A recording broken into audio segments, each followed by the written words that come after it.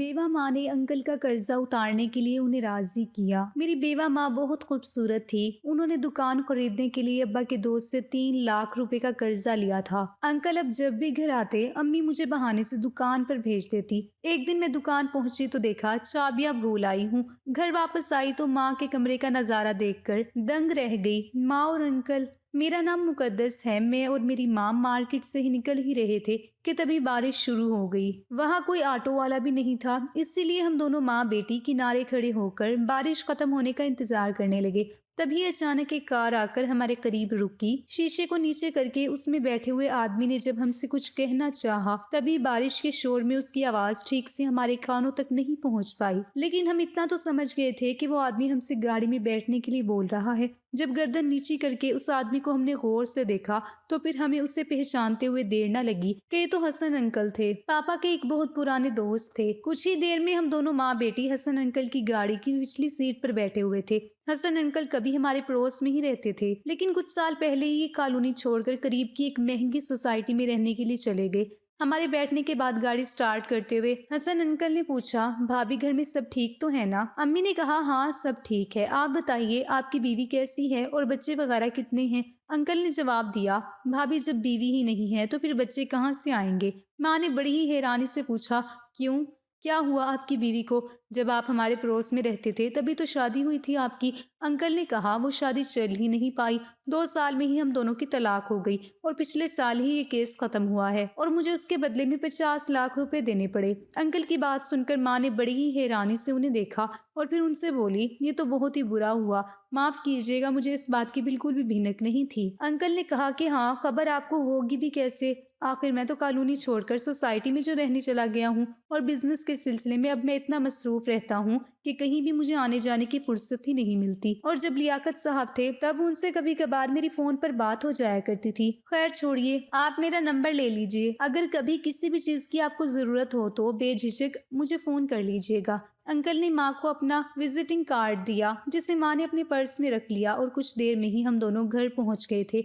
Uncle हमें हमारे घर तक छोड़कर वापस चले गए। शराब की लत की वजह से आज से 3 साल पहले मेरे पापा का इंतकाल हो गया था। मेरे पापा कोई बेहतर इंसान नहीं थे, उन्हें शराब की लत लगी हुई थी और उसी बुरी लत में उन्होंने अपने गांव में अपनी सारी इज्जत को बर्बाद कर दिया था। शराब के नशे में वो अक्सर मेरी माँ के साथ मारपीट किया करते थे। मेरी अम्मी मेरी वजह से सब कुछ बर्दाश्त करती रही, क्योंकि तब तक मैं बहुत छोटी थी। मेरी परवरिश में किसी भी तरह की कोई कमी ना आए, बस उसी के लिए मेरी माँ दिन रात बहुत मेहनत करती। पापा के मरने के बाद मेरी माँ घर में ही लोगों के कपड़े सिलने लगी थी, जिससे हमारा गुजारा ठीक ठाक चल जाता था। मेरे पापा के बड़े भाई यानी कि मेरे ताया जी काफी दौलतमंद इंसान हैं, लेकिन हम माँ बेटी को वो पूछते तक नहीं थे। किसी भी त्योहार पर वो लोग मेहमान की तरह घर आते हैं और मेरे हाथ में थोड़ी बहुत मिठाइयाँ रखकर सिर्फ फॉर्मेलिटी के तौर पर हमें वो सब सामान देकर चले जाते थे। माँ की वजह से ही मैं आज एक अच्छे कॉलेज तक पहुँच पाई हूँ। कॉलेज घर के नजदीक ही था। कॉलेज में ही मुझे अरहम मिला, जिससे मेरी दोस्ती हो गई और फिर मेरी दोस्ती कब प्यार में बदल गई ये तो मुझे पता ही नहीं चला। मैं अपनी माँ से सारी बातें शेयर करती थी,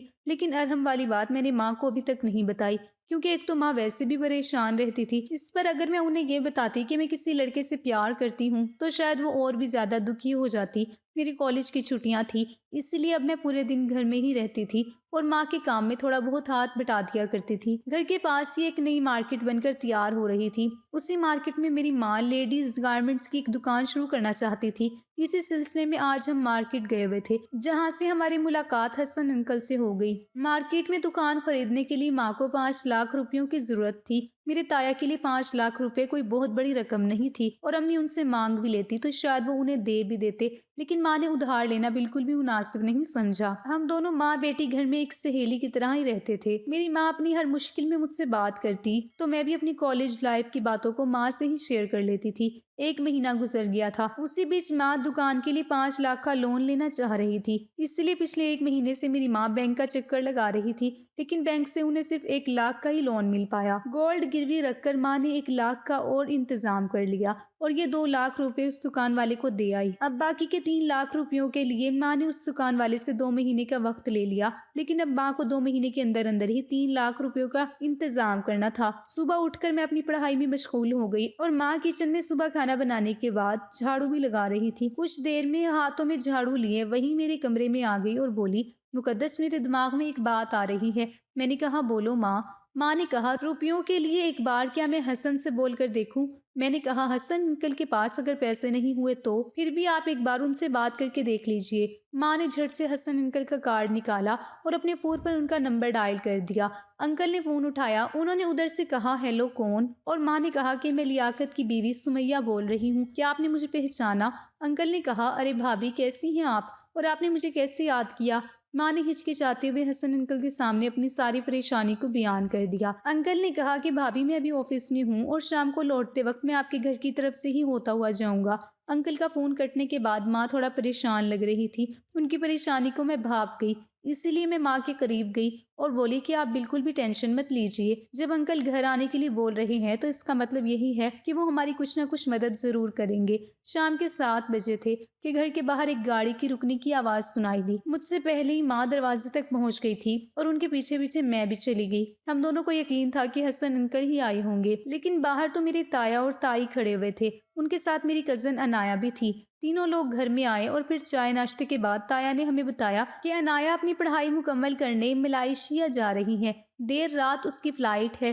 ताया ने माँ से पूछा, सुमैया मैंने सोचा था कि मुकद्दस को भी बाहर पढ़ने के लिए भेज दूं, लेकिन इसके यहाँ पर ना रहते हुए तुम बिल्कुल ही अकेली हो जाओगी। बस यही सोचकर मैं पीछे हट गया। माँ ने कहा कि आपने बिल्कुल सही सोचा, मुकद्दस के बिना मैं बिल्कुल अकेली हो जाती। माँ की बात पूरी होते ही माँ के फोन की घंटी बजने लगी। हसन अंकल का ही फोन था। माँ फोन लेकर मेरे कमरे में चली गई और जब कमरे से बाहर निकली तो वो काफी बेचैन लग रही थी। मेहमानों के बीच में उनसे उनकी परेशानी की वजह कैसे पूछती, तो मैंने माँ को मैसेज करते हुए पूछा, क्या हुआ माँ? माँ सामने बैठी थी। माँ ने फौरन ही रिप्लाई किया, थोड़ी देर में हसन घर पहुंचने वाला है, क्या करें? अजीब सी परेशानी थी, कुछ समझ ही नहीं आ रहा था। अगर ताया ताई के सामने ही अंकल घर पहुंच गए तो बड़ा ही मसला हो जाएगा। ना जाने फिर ये लोग क्या सोचेंगे। यहाँ से जाने के बाद वो लोग तरह तरह की हमारे बारे में बातें बनाएंगे। मेरी ताई को तो आसानी से बात करने का मौका मिल जाएगा। वो पूरे रिश्तेदारों में इस बात का पतंगड़ बनाकर पेश कर देंगे। मैंने माँ को मैसेज किया कि आप बाहर जाकर अंकल को फोन कर लीजिए, उन्हें अपने साथ लेकर मार्केट में चली जाएं और वहीं पर उनसे जो भी बातें आपको करनी है वो आराम से कर लीजिएगा। तब तक मैं इन लोगों को अकेले ही संभाल लूंगी। माँ ने वैसा ही किया। उन्होंने ताया को कहा कि अम्मी एक जरूरी काम से थोड़ी देर के लिए मार्केट जा रही हैं। माँ के इस तरह अचानक चले जाने से मेरी ताई को बिल्कुल भी अच्छा नहीं लगा, इसलिए माँ के जाने के कुछ देर के बाद ही ताया और ताई एयरपोर्ट के लिए रवाना हो गए। मैंने माँ को फोन किया कि माँ वो लोग चले गए हैं। मेरी बात सुनकर माँ ने गहरी सांस ली और कहा कि ठीक है, मैं अभी बस थोड़ी ही देर में घर आ रही हूँ। थोड़ी देर में अंकल की कार हमारे दरवाजे पर आकर रुकी। अंकल की गाड़ी में ड्राइविंग सीट के बगल में माँ बैठी थी। मेरी माँ काफी खुश नजर आ रही थी। मैंने अंकल को सलाम किया और फिर उन्हें घर में आने को कहा, लेकिन वो बहुत जल्दी में थे। फिर कभी आने के लिए बोलकर वो वहां से चले गए। माँ खुशी के मारे फूले नहीं समा रही थी। अंदर आते ही माँ ने झट से दरवाजा बंद किया और मेरे हाथों में एक पैकेट पकड़ा दिया और बोली, खोल कर देख, पूरे 3 लाख रुपए हैं। मेरा मसला हल हो गया। मैं हसन के साथ जाकर कल सुबह ही दुकान की रजिस्ट्री करवा लूंगी। धीरे धीरे 6 महीने गुजर गए। माँ की मेहनत कामयाब हो गई थी। दुकान खूब अच्छी तरह से चलने लगी थी। 2 महीने के अंदर ही माँ ने बगल वाली दुकान लेकर अपने काम को और भी दुगनी रफ्तार दे दी। मैं भी पढ़ाई के साथ साथ माँ के बिजनेस में उनका साथ देने लगी थी। माँ मुझे अक्सर कहती कि तू अपनी लाइफ को एंजॉय कर, ये सब मैं अकेले ही संभाल लूंगी। लेकिन मेरी लाइफ में एंजॉय करने के लायक जो बात थी वो तो मैं माँ को बता ही नहीं सकती थी। इसीलिए फिलहाल तो मैं माँ के साथ ही खुश थी। इतवार का दिन था। मार्केट बंद होने की वजह से माँ और मैंने शॉपिंग का प्लान बनाया। तभी माँ के फोन पर हसन अंकल का फोन आ गया। माँ फोन लेकर अपने कमरे में चली गई और फिर उन्होंने अंदर से दरवाजा भी बंद कर लिया। मुझे लगा कि शायद अंकल अपने रुपयों के लिए माँ को फोन कर रहे होंगे, लेकिन थोड़ी देर में जब माँ कमरे से बाहर निकली तो मैंने उनके चेहरे पर एक अजीब सी खुशी महसूस की। मैंने माँ से पूछा, क्या हुआ माँ, अंकल अपने रुपए वापस मांग रहे थे? माँ ने कहा, अरे नहीं तो पगली, पिछले महीने ही तो मैंने उनके पैसे लौटाने के लिए उन्हें बोला, लेकिन उन्होंने तो मुझे साफ मना कर दिए। तब मैंने वो रकम बगल वाली दुकान में इन्वेस्ट कर दी। हसन अंकल का बहुत बड़ा बिजनेस है और उनके पास रुपये पैसों की कोई भी कमी नहीं है। वो तो मुझे और भी पैसे देना चाहते हैं, लेकिन फिलहाल तो मैंने उन्हें मना कर दिया है। थोड़ी देर पहले ही माँ और मैं शॉपिंग पर जाने की प्लानिंग कर रहे थे, लेकिन अंकल की कॉल के बाद माँ ने शॉपिंग का प्लान पूरी तरह से कैंसिल कर दिया और बोली, मुकद्दस बेटा, शॉपिंग के लिए तो हम लोग फिर कभी चलेंगे। मार्केट में मुझे अभी कुछ काम है, इसलिए मैं वहाँ जा रही हूँ और तुम यहाँ घर पर ही रुकना। ये कहकर माँ तैयार होने के लिए वापस कमरे में चली गई थोड़ी देर के बाद जब वो कमरे से बाहर निकली तो उन्हें देखकर तो मैं चौंक गई। माँ ने बड़े ही दिनों के बाद बड़ा खूबसूरत सा जोड़ा पहना था और वो हल्के से मेकअप के साथ आज गजब की लग रही थी। माँ का ये रूप देखकर मुझे थोड़ी सी हैरानी हुई और मैं समझने लगी कि शायद माँ और हसन अंकल के बीच मोहब्बत की खिचड़ी पक रही है। मेरी माँ 35 साल की उम्र की थी और अंकल भी तकरीबन इतनी ही उम्र के होंगे, तो इसमें कोई बुराई भी नहीं थी। माँ ने पूरी जिंदगी अपनी ख्वाहिशों का गला घोटकर मुझे बड़ा किया। उसके ऊपर होने वाले जुर्म की मैं खुद गवाह थी। आज माँ अपनी जिंदगी को अपने हिसाब से जीना चाह रही है, तो आखिर इसमें गलत क्या है। मैं माँ को खुश देखकर अंदर ही अंदर बहुत खुश थी। मैं अंकल को शुक्रिया भी अदा करने लगी क्योंकि मेरी माँ की उस खुशी की वजह वही थे। माँ को इतना खुश देखकर मैं भी सोच रही थी कि मोहब्बत भी क्या चीज होती है, जिसे मिल जाए उसकी तो जिंदगी ही संवर जाती है और जिसे ना मिले तो उसका तो सब कुछ बर्बाद ही हो जाता है। कोई लैला या कोई मजनू यूं ही नहीं बना होगा, मोहब्बत की ताकत ने उसे अमर कर दिया होगा। लेकिन मैं अपनी मोहब्बत का क्या करूं, मुझे भी तो मोहब्बत है, लेकिन मेरी मोहब्बत लैला और मजनू जैसी ही लगती है। मैं ये सब सोच ही रही थी कि बाहर अंकल की गाड़ी का हॉर्न सुनाई दिया और माँ झट से घर से निकल गई और फिर सीधा रात के 10 बजे ही लौटी। वो बहुत खुश थी। उन्होंने आते ही मेरे हाथों को चूम लिया और मुझसे बोली, सॉरी बेटा मैं लेट हो गई, तुमने खाना खाया? मैंने कहा कि नहीं माँ अभी तो नहीं, मैंने सोचा कि तुम लौटोगी तो फिर हम साथ में ही खाना खा लेंगे। मैंने कौरमा बनाया है, खाओगी? निकालूं खाना? लेकिन माँ बोली कि मैं तो बाहर से ही खा कर आई हूँ, इसलिए मैं नहीं खाऊंगी, लेकिन तुम खा लो। मैं समझ गई कि माँ का डिनर तो हो चुका है। मैंने माँ को मोहब्बत में देखा तो मुझे लगा कि अपनी मोहब्बत की दास्तान भी मैं आज माँ को बता ही दूं। मैंने माँ से कहा कि माँ मैं तुम्हें कुछ बताना चाहती हूँ। माँ मेरे करीब आकर मेरे बगल में ही बैठ गई। अब बड़े ही प्यार से उन्होंने मेरे बालों को सहलाते हुए कहा, बोलो बेटा क्या बात है? मैं बोली, माँ मैं एक लड़के से प्यार करती हूँ और वो भी मुझसे बेइंतहा प्यार करता है। मैं अब तक आपसे ये बात छुपाती रही क्योंकि अब तक मेरे अलावा आपका कोई भी नहीं था। मैं जिंदगी में पहली बार आपको इतना खुश देख रही हूँ। मेरी बातों से अम्मा का खूबसूरत चेहरा और भी ज्यादा खिल गया। फिर वो बोली कि अच्छा अच्छा, ज्यादा मुझे मक्खन मत लगा और ये बता कि लड़का करता क्या है। मैं बोली कि मैं जिस लड़के से प्यार करती हूँ उसका नाम मरहम है, वो अभी मजिस्ट्रेट की तैयारी कर रहा है और यही करीब में ही रहता है। मेरी बात सुनकर माँ ने कहा, सच्ची मोहब्बत कभी किसी भी दायरे की मोहताज नहीं होती, उसमें ना कोई ऊंच होती है ना ही कोई नीच। सच्ची मोहब्बत को कभी कोई रोक नहीं सकता।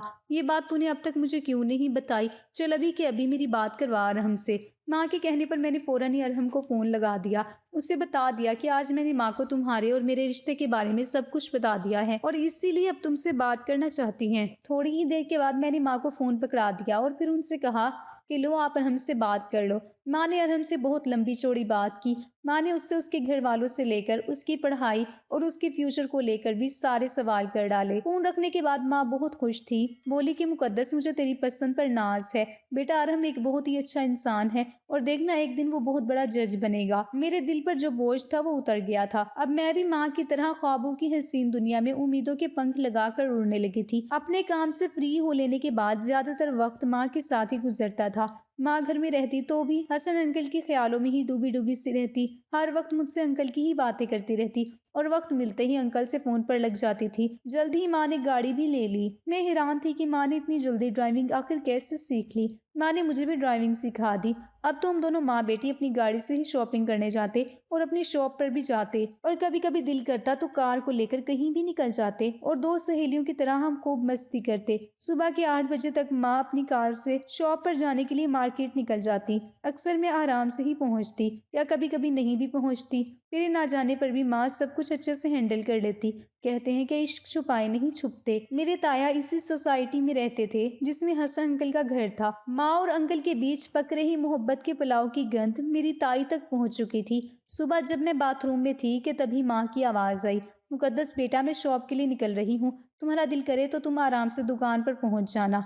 मैं सोच रही थी कि आज मैं शॉप पर ना जाकर अरहम से मिलने जाऊंगी और माँ के निकलने का मैं इंतजार करने लगी ताकि उनके जाने के बाद मैं भी सज धज कर घर से निकल सकूं। मैं कमरे में ही थी कि तभी माँ मेरे कमरे में आ गई और बोली, मुकद्दस बेटा एक काम करो, आज तुम ही शॉप पर चली जाओ और लंच में आओ तो तुम घर पर ही रह जाना और मैं फिर वापस शॉप पर चली जाऊंगी। मैंने कहा ठीक है माँ, लेकिन अभी तो तुम शॉप पर जाने को तैयार थी, अब अचानक से तुम्हें क्या हो गया? तो माँ बोली कि वो दरअसल मुझे कोई ज़रूरी काम याद आ गया है, इसीलिए मैं अभी नहीं जा सकती। मैंने गाड़ी निकाली और मैं दुकान की तरफ निकल पड़ी, लेकिन जब मैं दुकान पर पहुंची तब मुझे याद आया कि मैं शॉप की चाबियां तो लाना ही भूल गई हूँ। शॉप से घर की दूरी सिर्फ 5 किलोमीटर की ही थी। मैंने फिर से गाड़ी स्टार्ट की और घर के लिए निकल पड़ी। घर पहुंची तो देखा कि घर के बाहर हसन अंकल की गाड़ी खड़ी हुई है। मैं माँ के उस जरूरी काम को अब अच्छी तरह से समझ गई थी। मैंने उन लोगों को डिस्टर्ब करना बिल्कुल भी ठीक नहीं समझा, लेकिन शॉप की चाबियां लेना भी बहुत जरूरी था। मैं घर के बाहर ही माँ को फोन करने लगी और फिर मैंने उनसे कहा कि मैं चाबी घर पर ही भूल आई हूँ। मेरी पूरी बात सुनने बिना ही माँ ने मुझे कहा कि बेटा तुम अभी घर पर मत आना, मैं जरूरी काम से बाहर आई हुई हूँ। और मैं फिर से शॉप पर पहुंच गई और माँ के जरूरी काम से फ्री होने का इंतजार करने लगी। आधे घंटे में माँ शॉप पर पहुंच गई। मैंने माँ से कहा कि आज तुम दुकान संभालो, अब मैं जा रही हूँ। माँ बोली कि तुम कहाँ जा रही हो? मैंने कहा कि मुझे भी बहुत जरूरी काम है और फिर मैं पहुंच गई अरहम के फ्लैट पर। शाम को जब मैं घर पहुंची और फ्रेश होकर रात के खाने की तैयारी में जुट गई कि तभी हमारे दरवाजे की घंटी बजी। ताया और ताई आए हुए थे। दोनों ही लोग सोफे पर बैठ गए और मैंने दोनों को गिलास में पानी दिया और बोली कि मैं उनके लिए चाय बना लाती हूँ। ताई बोली कि नहीं बेटा, चाय की कोई जरूरत नहीं है, तुम बस यहाँ आओ और मेरे पास बैठो क्योंकि मुझे आज तुमसे कुछ बात करनी है। ताई ने मुझे अपने बगल में ही बिठा लिया और बोली, देखो मुकद्दस, अक्सर बच्चे बिगड़ते हैं तो उनकी शिकायत उनके माँ बाप से की जाती है, लेकिन जब माँ बाप ही बिगड़ रहे हो तो फिर उनकी शिकायत किससे की जाए? क्या उनके बच्चों से की जाए? देखो ना जमाना कैसा आ गया है। बेटा तुम तो समझदार हो, इसलिए मैं ये बात तुम्हें समझा रही हूँ। तुम अपनी माँ को कंट्रोल करो क्योंकि उनकी वजह से सोसाइटी में हमारी बहुत नाक कट रही है। मैंने कहा क्यों, ऐसा क्या कर दिया मेरी माँ ने? ताई ने कहा कि अरे हमारी सोसाइटी के रहने वाले हसन के साथ तेरी माँ आजकल खुलेआम घूम रही है और तू पूछ रही है कि ऐसा क्या किया तेरी माँ ने? और तो और पानी तो अब सर से ऊपर ही गुजर गया है। तब जाकर हम दोनों ने ये फैसला किया कि तेरे कानों तक हम ये बात पहुंचाएं। तेरी माँ को मैंने फोन भी किया था तो वो शॉप पर ही थी और उसी ने बताया कि तू इस वक्त घर पर है, इसलिए फिर हम सीधे तेरे पास ही चले आए। ताई और ताया ने काफी देर तक मुझे समझाने की कोशिश की और मुझे तरह तरह की बातें बताई और उसके बाद वो लोग चले गए। उनके जाते ही मैंने माँ को फोन किया। माँ घर आई तो मैंने उन्हें पूरी बात बता दी। वो मुझे कुछ भी नहीं बोली और चुपचाप अपने कमरे में चली गई। अगले दिन सुबह उठकर मैंने माँ से कहा कि माँ मैं आपके साथ हूँ, आपने कुछ भी गलत नहीं किया है, इसलिए आपको किसी की भी परवाह करने की कोई जरूरत नहीं है। जब हम मुसीबत में थे तब उन लोगों को हमारी कोई भी फिक्र नहीं थी, लेकिन अब ये हमारी वजह से उनकी नाक कट रही है। इसलिए माँ आप जो भी कर रही हैं वो सही कर रही हैं, आप बिल्कुल भी फिक्र मत करिए। सुबह हो चुकी थी और माँ को उदास देखकर मैंने माँ को हौसला देने की बहुत कोशिश की, लेकिन माँ टूट चुकी थी। कल से उनके चेहरे का रंग पूरी तरह से गायब था। मेरी माँ फिर से वही पुरानी सुमैया लगने लगी थी जो कभी गमों के बोझ तले दबी हुई थी। कुछ दिन गुजरे तो मैंने ये महसूस किया कि माँ ने अब हसन अंकल से भी दूरियां बना ली थी। मैंने माँ से कई बार बात करने की कोशिश की, लेकिन वो इस बारे में अब कोई बात भी नहीं करना चाहती थी और बात बात पर मुझे भी डांट देती थी। मेरे फोन पर अगर अरहम का फोन आता तो माँ को अब अच्छा नहीं लगता। कुछ वक्त पहले तक जिस माँ को मोहब्बत से मोहब्बत हो गई थी, वही माँ मोहब्बत को बड़ी ही नफरत की नजर से देखने लगी थी। माँ पूरी तरह से बदल चुकी थी। उनका वो हंसना बोलना वो सब अब गुजरे जमाने की बात हो गई थी। मैं अपनी माँ को इस रूप में नहीं देख सकती थी। मैंने भी सोच लिया था कि अब मुझे क्या करना है। एक दिन माँ के शॉप पर चले जाने के बाद मैंने अंकल को फोन लगाया और मैं उनसे माँ के हालातों पर बात करने लगी। उन्होंने मुझे बताया कि सुमैया उनके 3 लाख रुपए लौटा चुकी हैं और बातचीत बंद भी कर दी है। अब उनका बिल्कुल भी फोन नहीं उठाती है और ना ही कभी फोन करती है। अंकल की बातें सुनकर मुझे गहरा दुख हुआ। मैंने उनसे सीधा सवाल किया कि अंकल क्या आप सच सच एक बात मुझे बताएंगे, क्या आप मेरी माँ से प्यार करते हैं? इस सवाल पर अंकल खामोश हो गए।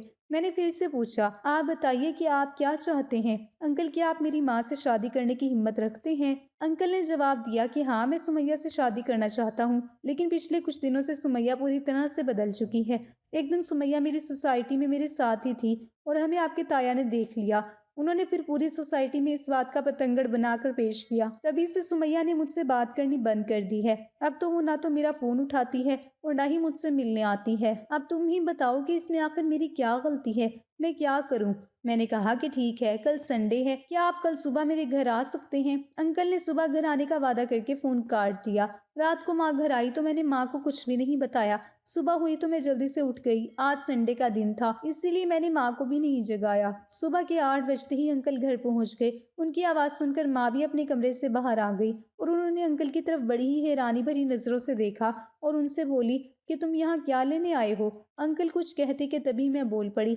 मैंने माँ से कहा कि अंकल को मैंने घर पर बुलाया है। मेरी ये बात सुनकर माँ को बहुत गुस्सा आ गया और वो मुझसे बोली कि तुमने मुझसे बिना पूछे किसी को भी घर में बुलाने की हिम्मत कैसे की। मैंने माँ से कहा कि माँ, हसन अंकल तुमसे बहुत मोहब्बत करते हैं और मैं अच्छे से जानती हूँ कि तुम भी इनसे बहुत मोहब्बत करती हो, लेकिन तुम माशरे के डर की वजह से इस बात को मानने से इनकार कर रही हो। याद करो, जब हम लोग मुसीबत में थे तब यही लोग हमें पूछते भी नहीं थे, तब अंकल ने ही हमारी मदद की थी। आज तुम रिश्तेदारों के चक्कर में अंकल की मोहब्बत को ऐसे कैसे ठुकरा सकती हो। माँ, अगर आपको जिंदगी में अकेले ही रहना है तो फिर ठीक है, रहो आप अकेले, मैं भी यहाँ से चली जाती हूँ। इतना कहकर मैं जोर जोर से रोने लगी। मुझे रोता हुआ देखकर मेरी माँ का दिल पिघल गया।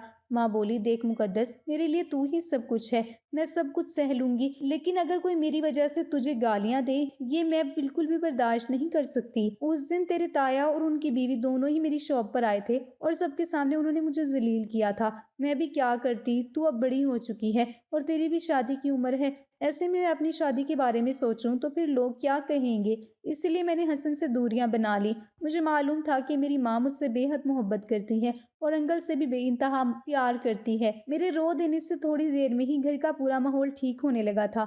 माँ चाय बनाकर लाई। माँ के बदलते हुए मूड को मैंने देखा तो मैंने उनसे कहा कि माँ, लोगों की परवाह करना छोड़ दो और हसन अंकल का आप हाथ थाम लो। मेरी बात सुनकर माँ शर्मा गई। तभी अंकल ने मेरी माँ के हाथों को अपने हाथों में ले लिया और वो उन्हें उम्मीद की नज़र से देखने लगे। मैंने माँ से कहा, माँ, जवानी की फिक्र छोड़ दो, मुझे पता था कि तुम इनसे बहुत प्यार करती हो और इसीलिए मैंने तुम लोगों से बिना पूछे ही कोर्ट मैरिज में अर्जी लगा दी है और आज से ठीक 20 दिन के बाद आप लोगों की कोर्ट मैरिज की डेट मिली है। मेरे मुंह से ये बात सुनकर माँ और अंकल दोनों के ही होश उड़ गए। वो कुछ कहते कि इससे पहले ही मैंने कोर्ट के पेपर्स भी दोनों के सामने लाकर रख दिए। माँ हैरान होते हुए बोली, तूने ये सब कैसे कर लिया? मैं तो सोचती थी कि मेरी बेटी अभी बच्ची है, लेकिन तू तो मेरी भी माँ निकली। मैंने कहा कि आप दोनों अपनी शादी की तैयारियां शुरू कीजिए और रही बात रिश्तेदारों की, तो मैंने अब आप दोनों की शादी के कार्ड भी छपने के लिए दे दिए हैं। शादी के कार्ड लेकर रिश्तेदारों के यहाँ मैं खुद जाऊंगी। मैंने महसूस किया कि मेरी माँ को मुझ पर अब और भी ज्यादा नाज बढ़ गया था और हसन अंकल की खुशी का तो कोई ठिकाना ही नहीं था। वो बोले कि मैं बहुत खुशनसीब हूँ कि सुमैया जैसी औरत मेरी जिंदगी में आई है और अब तो मैं मुकद्दस जैसी बेटी को पा कर भी खुद को बहुत खुशनसीब समझ रहा हूँ। सच में तुम हीरा हो बेटी।